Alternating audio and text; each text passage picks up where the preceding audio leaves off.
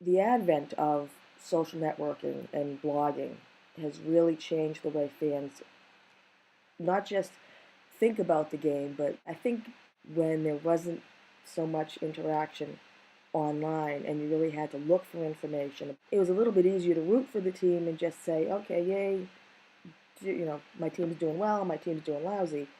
Now everything's about, you know, do the players like the manager?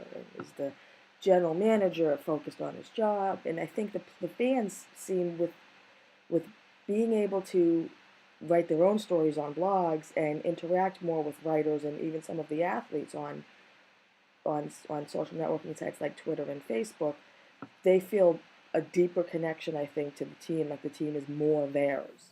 I don't know whether any of this has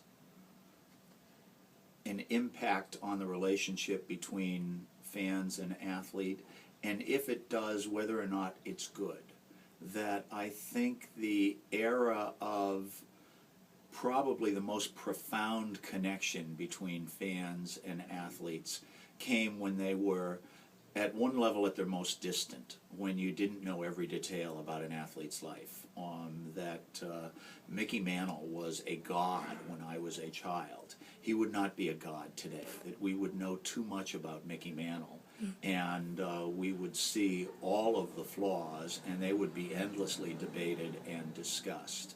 I think to a certain degree it's allowing the athletes to put their own spin on this. Um, but there's so much information out there and so much conversation and so much discussion that the really committed or obsessed fan is going to have access to all of it. And more information when you're talking about a real relationship is very good. More information when you're talking about a virtual relationship, at least from the point of view of the fans, may not necessarily be good or to the athlete's benefit. That a certain air of mystery, I think, is something that they can use to their advantage as well. Facebook and Twitter has given athletes an opportunity to basically bypass the press if they so choose and carry on a dialogue with their fans on their own terms.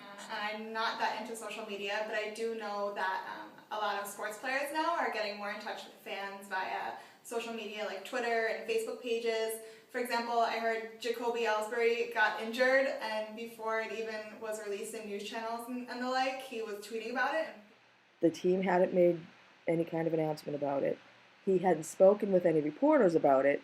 He just kind of got up, jumped on the computer, and announced to the world what was wrong with him. I thought it was great. I think that's a really good use of a player's time on Twitter. I think that the pervasiveness of fan blogs and the explosion of voices that are out there put another sort of news quality into the mix that it's always there have always been these sort of verities that reporters go to that the hot athlete, the cold athlete, the new athlete, the injured athlete, the athlete coming back from an injury. And now I think you add to that, what is the fan world talking about? What are all the blogs talking about? What is the buzz out there? What are the Twitter accounts saying? What are the Facebook pages alive with?